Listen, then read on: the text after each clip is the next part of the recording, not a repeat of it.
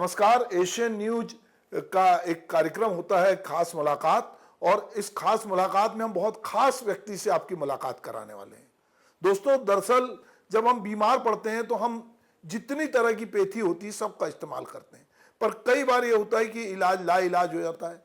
Cancer जैसी बीमारी को लेकर हम ये मानते हैं कि इसका कोई इलाज नहीं है, कीमोथेरेपी कराते हैं, दुनिया में घूमते हैं और बहुत सारी ऐसी बीमारियां हैं। पर ये जब एलोपैथी की मेडिसिन नहीं थी, फिर भी हमारे पूर्वज जीवित थे और लंबे लंबे समय तक जीवित होते थे।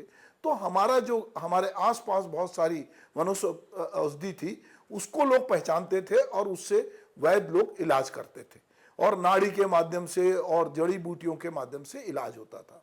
और ये इलाज की एक लंबी परंपरा है। इसका कई जगह तो डॉक्यूमेंटेशन हुआ है, पर बहुत जगह इसका डॉक्यूमेंटेशन भी नहीं हुआ है। पर हम आज जिनसे बात कर रहे हैं, पद्मश्री हेमचंद माझी जी, जो नारायणपुर के छोटा डोंगर के रहने वाले हैं, जिनको पद्मश्री दिया गया है। राष्ट्रपति मुर्मू ने जिन्हें पद्मश्री से सम्मानित किया गया, और वो जड़ी बूटियों के माध्यम से बहुत सारे लोगों का इलाज कर रहे हैं। अभी देश दुनिया से लोग उनके पास आते हैं और उनसे इलाज लेते हैं। बहुत सारे लोग उस इलाज से ठीक हो रहे हैं। तो आज हम नारायणपुर में उनके साथ हैं और हम उनसे जानेंगे कि ये जड़ी बूटियों से इलाज करने का जो एक पारंपरिक तरीका है वो कैसे उन्होंने इजाद किया। क्या उन्होंने अपनी परंपरा से, जो कि वो जंगल में रहते हैं, तो वहां से उन्होंने इसको सीखा, या उन्होंने कोई अपने अनुभव से उन्होंने इसको हासिल किया। तो मैं चाहूंगा माझी जी आपसे कि आप हमारे दर्शकों को बताएं कि ये जड़ी बूटी से इलाज का जो तरीका है ये कैसे आपने विकसित किया, और जड़ी बूटियों को आप किस तरह से पहचानते हैं। हम लोग बीमार थे तो बीमार में हम लोग माने कि पूरा डॉक्टर के और हमारे बस्तर के रिवाज से पूरा सिरा गुनिया दिखाए, फिर भी माने कि ठीक नहीं हो गया। तो माँ शीतला मेरे को सपना में दिखाई, जंगल में ले जाके, तो पूरा वो झाड़ झड़ों का पूरा रोंडा बूटा तक जलने लगा। जब वो मेरे को सपना में बताई कि पेड़ के नीचे दिखा यहाँ का दवाई खा लो, तो वहाँ से दवाई खा के मैं आराम हो गए। तो लोग पूछने लगे, गांव के लोग, आप उतना बीमार थे तो कहाँ इलाज किए? कि मैं खुद किया हूँ। तो ऐसे माने गांव के लोग माने आते जाते थे।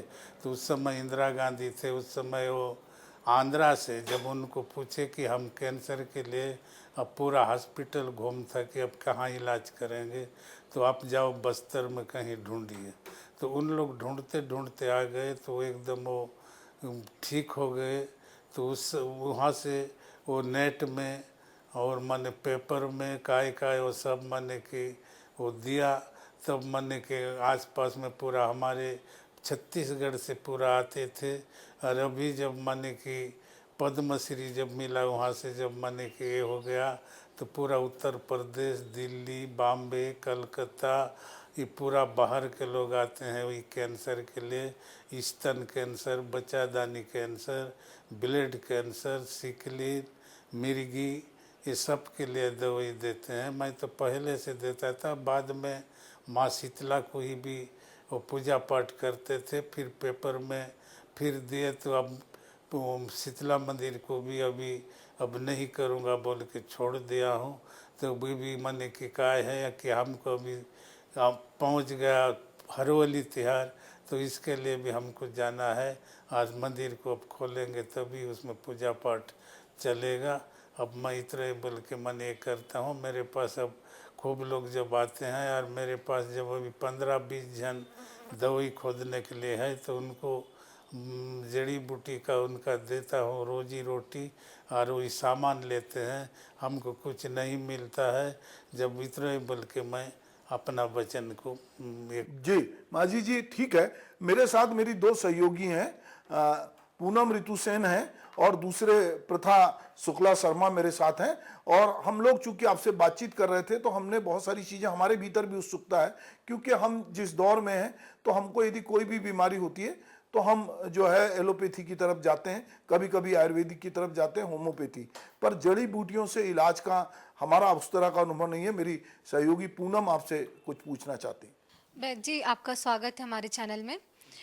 आपसे ये जानना चाहते हैं कि नारायणपुर जैसी छोटी जगह में यहाँ किस तरीके की बीमारियाँ, किस तरीके के रोग आमतर लोगों को में देखने मिलता है।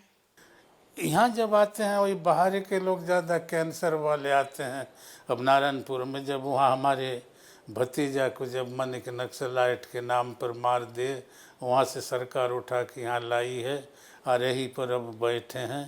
जब यहाँ पर मन के आते हैं कलकत्ता, बॉम्बे, दिल्ली, मद्रास, ये पूरा लोग मन की यहाँ जब आते हैं और देखते हैं वही कैंसर के लिए ज़्यादा आते हैं, गठियाबात के लिए, दमा सांस के लिए, सभी बीमारी के लेकर के यहाँ पर आते हैं। उनको दवाई जड़ी बूटी से इलाज करते हैं। बैद जी, आपने पहला इलाज मतलब कौन सी उम्र में शुरू किया आपने? मेरा 20 एक साल था। 20 साल से थोड़ा थोड़ा ऐसी जड़ी बूटी करते करते आज मेरा 70 साल हो रहा है। आपके गुरु कौन रहे हैं इस हमारा गुरु बोलने से अब शीतलाई माता है, वही सपना में बताइए। और वहाँ से अनुभव से ये पूरा जड़ी बूटी को मेरे वो ऐसे मने को माँ कंठम जब बैठी और ये किया, जब गुरु बोलने से माँ शीतलाई है मेरा। बैद जी, आपका जो इलाज करने का तरीका है वो छड़ी के द्वारा आप इलाज करते हैं, क्या कुछ उसमें इसमें प्रक्रिया होती है? नहीं तो छड़ी में क्या है, माँ शीतला जब हृदय में बढ़ जाता है उसका नाड़ी को और मन को सबको मिलाना पड़ता है। तो पहले मैं नाड़ी से देखता था, जब कोरोना का समय आ गया तब वहाँ से हम लोग इस छड़ी में देख रहे हैं, नहीं तो पहले नाड़ी से देखता था। सर, वैद्य जी, आपने ये कोरोना काल में मतलब लोगों को बचाने के लिए क्या सलाह दी, किस तरीके की जड़ी बूटियों का प्रयोग किया गया? नहीं तो हम लोग यहाँ कोरोना के समय भी आते थे। हमारे उतना बस्तर में तो उतना कोरोना नहीं आया, फिर भी आने से वहाँ मन घुसने नहीं देते थे। मैं जड़ी बूटी वहाँ से 5 किलोमीटर के दूरी पर ले जाके देता था, तब यहाँ घुसने नहीं देता। आप लोग के पास कोरोना पहले आएगा, ये करेगा, तब उससे मन छड़ी से दूर से मैं देखता था और उनको बीमारी का दवाई दे देते थे। बैद जी, एक और सवाल ये है कि साल दर साल ऐसे बीमारियों में भी काफ़ी वेरिएशन मतलब काफ़ी बदलाव देखने को मिला है। पहले किस तरीके की बीमारी के लिए लोग आते थे, अब ज़्यादातर किस तरीके की बीमारी के लिए लोग? पहले का बीमारी अभी उतना नहीं है। पहले था तो मन किसे वही था वो था, अभी खाली कैंसर का ही ज़्यादा आते हैं और ये करते हैं ज़्यादा। वही गठियाबाद, दमा सांस, किसी को मुर्गी, वो सब मन के आते हैं। पहले का बीमारी अभी उतना नहीं है, अभी सब नया नया बीमारी पैदा हुआ है। जैसे कि बैद जी, ये नारायणपुर एक ट्राइबल इलाका, जंगलों से घिरा हुआ आदिवासी लोगों का ये इलाका रहा है, तो यहाँ पर जैसे अबूझमाड़ भी यहाँ से इस जिले में आता है, किस तरीके की बीमारी यहाँ लोगों में ज़्यादातर देखने मिली है? यहाँ अबुझ माड़ में उतना बीमारी उतना नहीं है। जब इतना आते हैं तो वही किसी को पेट दर्द, किसी को महामारी गड़बड़, जब ऐसी माने के आ जाते हैं। और बाहर के लोग वही ब्लड कैंसर, स्तन कैंसर जब आते हैं तो बाहर के लोग को ज़्यादा कैंसर ही का देखने मिलता है। इधर हमारे बस्तर का इसमें मन उतना नहीं है, माड़ एरिया में। जी, जैसे आपके माड़ एरिया में आप कह रहे हैं कि उस तरह की बीमारी नहीं है, क्योंकि यहाँ प्रकृति बहुत उदार है, ऑक्सीजन का लेवल बहुत अच्छा है, प्राकृतिक संसाधन है, लोग मेहनती हैं, तो आपके पास ज़्यादा लोग बाहर से आते हैं। मेरी सहयोगी प्रथा जो है वो भी जानती हैं कि उनके भी जान पहचान के लोगों ने आपसे इलाज कराया और उनको स्वास्थ्य लाभ हुआ। मैं चाहूँगा कि प्रथा भी कुछ सवाल पूछें। जी बैद जी, आपसे एक और महत्वपूर्ण सवाल ये भी है कि दूर दराज से लोग आपके पास में पहुंच रहे हैं और काफ़ी लंबा वक्त हो चुका है आपको इसी क्षेत्र में अपनी सेवाएं देते हुए, अपना योगदान देते हुए। अब चूंकि ये सिलसिला आगे भी बदस्तूर जारी रहे, ये परंपरा हमेशा कायम रहे, इसके लिए क्या कुछ और कैसे प्रयास किए जा रहे हैं? तो अभी उसको आप बोल रहे हैं लड़के लोग कि आप माने की परंपरा को जब बोलते हैं आप लेके मत जाओ, सिखा के जाओ, सीखो तो बोलते हैं। अब माने करते तो पूरा जड़ी बूटी लड़के लोग को सबको दिखाए हैं। जब आते हैं तो हम लोग को न बड़ा ये परेशान है कि बाहर के लोग को मन कि जाके बाहर से दवाई खोदने के लिए मना करते हैं, उसके लिए कुछ मन सरकार मन सहयोग करती है और ये करने से तभी तो मैं करूँगा और आगे बढ़ाऊँगा इसको। और बाद में जब जड़ी बूटी कहीं खोदने नहीं देंगे तो मैं कहाँ से जड़ी बूटी लाऊंगा। जब इसके लिए मैं ज़मीन भी मांग कर रहा हूँ, ज़मीन भी दें और ये करें तो वहाँ हम लोग कुछ जड़ी बूटी जगाएंगे और ये करेंगे, उसको पालन करेंगे। अभी के वर्तमान समय में ऐसा देखा जाता है कि होम्योपैथी और एलोपैथी के बीच काफ़ी बड़ी लड़ाई भी है और लोग अब कहीं ना कहीं होम्योपैथी आयुर्वेदिक की तरफ में कहीं ना कहीं उनका झुकाव देखने को मिल रहा है। होम्योपैथिक में क्या है कि तत्काल हो जाता है, हमारी जड़ी बूटी में धीरे से होता है, फिर जड़ से ख़त्म हो जाता है। तो वैद्य जी, जैसे दूर दराज से जो लोग आपके पास में पहुंचते हैं कैंसर जैसी जटिल गंभीर बीमारियों के इलाज के लिए, तो इसके लिए क्या होता है? क्या पहले अगर वो एलोपैथी का सहारा ले रहे थे तो क्या इसके बाद में जड़ी बूटी के माध्यम से? हॉस्पिटल में थक कर के आते हैं, ऑपरेशन करा के आते हैं, जब ये करके आते हैं और यहाँ से फिर जड़ी बूटी लेते हैं, तब मन उन लोग को बीमारी देख के पहला स्टेज का जल्दी हो जाता है, पहला दूसरा का तीसरा स्टेज में भी आ जाते हैं, चौथा वाले को उतना काम नहीं करता है, फिर बड़ी लंबा दवाई खाने से उन लोग भी ठीक हो जाते हैं। जी, आप कहते हैं कि जंगल में जादू है और पेड़ पौधों के बीच एक जादू का एक दुनिया है। उस दुनिया को यदि आप जान लेते हैं, पर वो दुनिया अभी आप थोड़ी कठिन हो रही, क्योंकि जिस क्षेत्र में जंगल है वहाँ पे नक्सली भी हैं और वहाँ जाना आपके लिए मना है। तो आप चाहते हैं कि वो जो दवाइयों को आप जड़ी बूटियों को जानते हैं उनको संरक्षित करने के लिए कोई जगह आपको मिले और दूसरा आप जंगल में आसानी से आवाजाही भी आपकी हो सके। तो इस दिशा में जब आपने मुख्यमंत्री से, राष्ट्रपति से आपको पद्मश्री मिला, तो आपने किसी किसी स्तर पे लोगों को आइडिया भी दिया होगा, बात की होगी कि भाई ये परंपरा कैसे बचाई जाए। तो बोला हूँ ना, उसमें तो पहले रायपुर में भी जाके इसके लिए मैं बोला कि कैसे में बचाया जाए, ये हो जाएगा। मैं पहले वो जड़ी बूटी के यहाँ बिक्री हुआ उस समय डीओपो साहब की बोला कि इसको जड़ी को मना कर दो कि बाद में जड़ी बूटी नहीं मिलेगा। अभी वो रसना जड़ी हमारे क्षेत्र में पूरा ख़त्म हो गया, पूरा वो खोद के बेच दिया। नारायणपुर के इन जंगलों में लगभग कितने प्रकार की जड़ी बूटियों का संग्रह किया गया होगा? कितने पाई जाती हैं यहाँ पे? इतना जंगल नहीं है, फिर नारायणपुर अंदर में मन जिला है तो बाहर में खूब जड़ी बूटी है। इसमें माने कि हड्डी टूटता है, हड्डी के लिए सर्प काटता है, उसके लिए सब जड़ी बूटी जंगल से ही मिलता है। इसको संरक्षित करने के लिए कुछ आपने ऐसे लिखकर या फिर ऐसा कुछ प्रयास किया है कि आगे आने वाली पीढ़ी को भी इसे जानकारी मिले? पहले अब नहीं लिखा हूँ, अभी कुछ मैंने कब देना पड़ेगा सरकार को, तभी कुछ उसको बचा के रखेंगे, तभी आगे पीढ़ी तक चलेगा। क्या मांग करते हैं इसके लिए, अगर इसे संरक्षित? इसके लिए वो मांग कर रहे हैं जमीन, उसको जगाने के लिए। कितनी जमीन की लगभग आवश्यकता है? कम से कम 10 हेक्टेयर, माने कि 10 एकड़ भी होने से तभी तो उतना जड़ी बूटी को जगाना पड़ेगा। अच्छा, यहाँ नारायणपुर क्षेत्र में ही? और नारायणपुर। अभी माजी जी, कल बच्चे लोग मांग कर रहे थे कि यहाँ पे एक सर्प पार्क, और चूंकि सर्पदंश की बहुत घटनाएं होती हैं, दूसरा हड्डियाँ टूटती थी तो उसको भी आप लोग जो है ठीक करते रहे हैं लोगों को। काफ़ी लोग आपकी चर्चा करते हैं कि यहाँ पे आके उन्होंने राहत पाई, तो उसमें ऐसा क्या लेप, ऐसा क्या करते हैं, उसका क्या इलाज है? हाँ, तो हड्डी के टूटने के लिए है हमारे पास एक जन वो कोराम है, वो हड्डी जब टूटने से पूरा हड्डी को बीच पूरा ये होने से भी वो जुड़ जाता है, वो जड़ी बूटी बांध देता है। ऐसे गाय बैला का हड्डी टूटता है तो हम भी बांधते हैं, फिर भी आदमी का पूरा उन लोग इलाज करते हैं। वो कोराम है, उसका गोंदाराम कोराम। तो वो उनकी एक तरीका है। तो वो ये बताइए, यदि कोराम जी हों, आप हों और लोग हैं, देखिए ये ज्ञान यदि हमारी पीढ़ी को मिलेगा आने वाले को और इसका डॉक्यूमेंटेशन होगा, तो आपने कहा कि आपके साथ कुछ लोगों को आप रखते हैं, 6-7 लोगों को जो जड़ी बूटी लाने जाते हैं, तो क्या इसी बस्तर में मैं जानता हूं कि हर्बल को लेकर बहुत बातचीत हो रही है, जड़ी बूटियों को लेकर पूरा एक बड़ा व्यवसाय भी कुछ लोग कर रहे हैं जो विदेश तक जड़ी बूटी भेज रहे हैं, और सफेद मूसली से लेके पता नहीं क्या क्या जो है एक्सपोर्ट हो रहा है, तो उसी बस्तर में आप भी बैठे हैं और सरकार ने आपके काम को समझा है और आपको पद्मश्री भी दिया है, तो ये काम कैसे आगे बढ़ेगा? हाँ तो बढ़ेगा आगे। अब लड़के लोग के सब मने के अब सीखेंगे और सबको तो दिखाया हूँ मैं, जितना भी खोदने जाते हैं सबका वो जड़ी बूटी को दिखाया हूँ और वो लाते हैं और बना के देते हैं। बैद जी, एक चीज़ इसमें जैसे अभी आपने बताया कि हर एक बीमारी के लिए अलग तरीके से इलाज किया जाता है।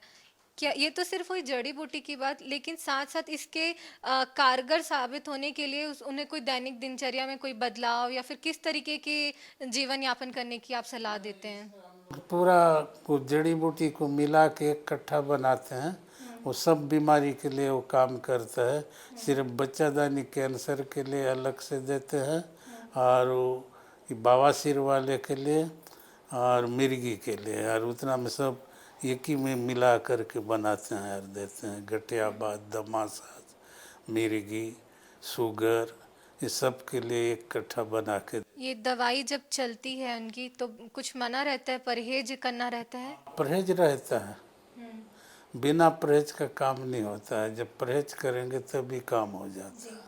मेरे साथ सहयोगी प्रथा हैं, वो आपसे कुछ सवाल करना चाहती हैं।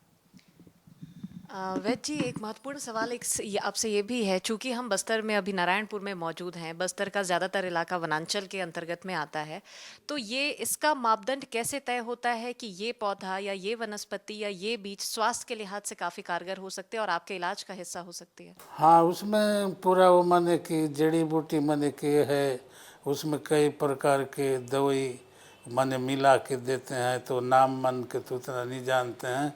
पौधा के देखने से जड़ी बूटी में पूरा दिन को मालूम है तो और दिखाते हैं। उसमें का रामदत्त उनका लगता है यार, एक तो माने कि गाय पाड़ है, वो कुड़ी जड़ है, आकुल जड़ है, उसमें वो अर्जुंदा है, वो सब माने जड़ी को मिला के वो कसा टेमरू बोलते हैं। काय का ये पूरा सिल्टा को जब हम लोग एक में मिला के उसको सुखा के कूटते हैं और उसमें शहद के साथ बनाते हैं। उसमें लौंग, इलायची, काय वो पूरा कूट के उसमें मिलाते हैं और बनाते हैं। जी, अभी आप बीमार पड़े थे तो अस्पताल में भी भर्ती हुए, आप एलोपैथी दवाइयाँ भी लेते हैं, तो एक तरफ आप खुद भी जो है एलोपैथी दवाई लेते हैं, दूसरी तरफ पूरे देश दुनिया से आपसे जड़ी बूटियों के इलाज के लिए लोग आते हैं, तो क्या जड़ी बूटियों के साथ एलोपैथी की भी इलाज की जरूरत है? हाँ, कोई कोई माने कि दर्द तुरंत के लिए 1 घंटा गैप करके एलोपैथिक भी ले सकते हैं जी, दर्द दबाने के लिए। आपको ऐसा लगता है कि ये जड़ी बूटियों का कोई, जैसे इस क्षेत्र में या पूरे बस्तर में कोई विद्यालय, कोई छोटा, जैसे कि बाकी चिकित्सा के विद्यालय हैं उनकी ट्रेनिंग पढ़ाई होती है, तो क्या जड़ी बूटियों के लिए फॉरेस्ट डिपार्टमेंट के तहत कुछ इस तरह का इंस्टीट्यूशन होना चाहिए? फॉरेस्ट डिपार्ट को ही मांग कर रहा हूँ और वो जड़ी बूटी आधा तो दिए भी हैं, लेकिन उन लोग लगाए हैं तो बाद में आपको हैंड ओवर करूँगा बोले हैं, अभी तो नहीं किए हैं, फिर भी मैंने जड़ी बूटी थोड़ा बहुत लगाए हैं फॉरेस्ट। जी, आप तो इलाज करते हैं लोगों का, और डॉक्टर किसी का कोई दुश्मन नहीं होता, क्योंकि डॉक्टर जो है सब बीमार पड़ते हैं, सबको जरूरत पड़ती है। तो क्या वजह है कि ये जो नक्सलाइट हैं उनको ये पता है कि आप जैसे आदमी जड़ी बूटी से परंपरागत इलाज कर रहे हैं, तो वो आपको स्वतंत्र रूप से जंगल में जाके जड़ी बूटी लेने में बाधा क्यों खड़ी करते हैं? क्यों करते हैं तो नहीं तो हम लोग के उसके साथ दुश्मन नहीं है ना, कुछ नहीं है। जब वो सब माने हमारे गांव के लोग जाके उनको लड़ाते हैं, ये करते हैं, उसके साथ मिले हैं, पैसा खाए हैं, नहीं तो उनके साथ हमको कोई दुश्मन नहीं है।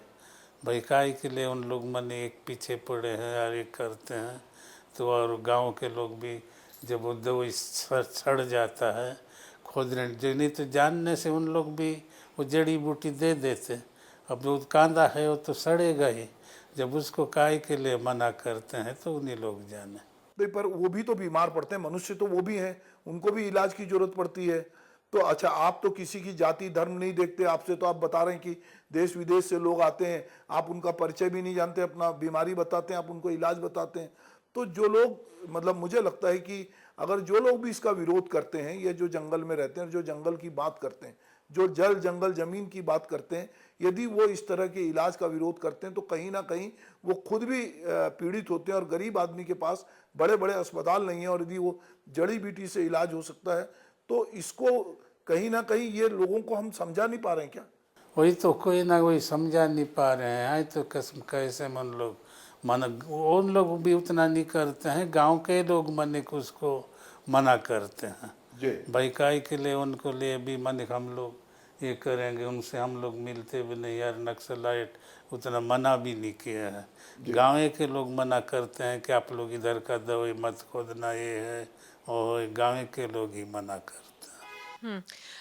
वैद्य जी, एक और महत्वपूर्ण सवाल ये भी है कि चूंकि आपके पास में इलाज कराने के लिए गांव और शहर दोनों से ही लोग आते हैं, जब ग्रामीण और शहरी दोनों की ही जब बात होती है तो यहाँ के वातावरण से लेके लोगों तक और शरीर स्वास्थ्य हर कुछ बहुत ज़्यादा बदल जाता है। आप कितना फ़र्क देखते हैं कि जिस प्रकार से जो मरीज़ आते हैं, चाहे ग्रामीण मरीज़ों की, ग्रामीण अंचल से आने वाले मरीज़ों की बात हो या शहरी अंचल से आने वाले मरीज़ों की बात हो? नहीं, कोई भी हमारे गांव के भी आओ चाहे शहर के भी आओ, हम लोग ऐसे देख के सभी को सहयोग देते हैं यार, करते हैं यार, बनाते हैं दवा और देते हैं। तुलनात्मक रूप से फिर भी देखा जाता है तो आप कितना अंतर देखते हैं गांव और शहर के लोगों के बीच में बीमारी को लेकर? बीमारी के लेकर अंतर यही है कि बस्तर के लोग का है उतना परहेज नहीं कर पाते हैं यहाँ के लोग, तब उनको काय बोलते हैं कि हमको सूट नहीं करता है। जब बाहर के लोग आते हैं उनको मने सूट करता है, उन लोग परहेज करते हैं। सबसे बड़े परहेज है उसमें, कागजा से परहेज भी थी। वैद्य जी, जैसे अभी आप जिक्र कर रहे थे कि लगभग 5 लाख लोगों का आपने इलाज किया है, तो ऐसा कोई किस्सा आपको यादगार है इस पूरे आपके जीवन काल में जब आपने कुछ? नहीं, कोई मने कि वो आराम हो जाते हैं उन लोग, खुशी से मेरे को पैसा वैसा 5-10 मने की कोई दे देते हैं तो ले लेते हैं। नहीं तो मैं तो ऐसे देखने में किसी को पैसा नहीं मांगता हूँ ना, कहीं नहीं, सिर्फ वही सामान का पैसा भर लेते हैं। जब उसी सामान का पैसा से वो जो खुद के बनाते हैं, दवाई देते हैं, उनको देते हैं और सामान लेते हैं, ये करते हैं, बस वही मन के है। ये निस्वार्थ भाव से जो आप लोगों की सेवा कर रहे हैं, इसके पीछे की कहानी, इसके पीछे की प्रेरणा क्या रही है अब तक आपकी? वही तो अब काय के लिए मन के करते हैं, जलनखोरी तो अब तो ऊपर वाता ही जाने, लेकिन धर्म का काम है जब सीखे हैं। नहीं तो मैं पहले वो फॉरेस्ट डिपार्टमेंट में काम करते थे, तो नाकेदार के साथ दो ही बाती हो गया, तो आज से मैं कुछ भी नहीं करूँगा, जन सेवा ही करूँगा बोल के मैं प्रण किया हूँ। तो उस दिन से मैं कुछ भी नहीं करता हूँ, जनता ही सेवा करता हूँ। आपको, आपने जैसे बताया कि शीतला माता आपकी गुरु रही हैं, क्या उन्होंने आपको सपने के दौरान ये कहा था कि आप निस्वार्थ भाव से ही करें? उनका क्या कहना था? कि मैंने कभी भी कि आप लालच मत करना, जी। तो आप मन जो आपको मन के है तो आप लोग उसमें मन लालच करने से आपको सहयोग नहीं मिलेगा। जब शीतला माता जब ऐसा उनका मैं पुजारी भी हूँ, उनका बैगा भी हूँ, तभी वो मन के यहाँ जब बैठते हैं तभी वो नाड़ी का ज्ञान भी सरस्वती बैठते हैं तभी जानने होता है।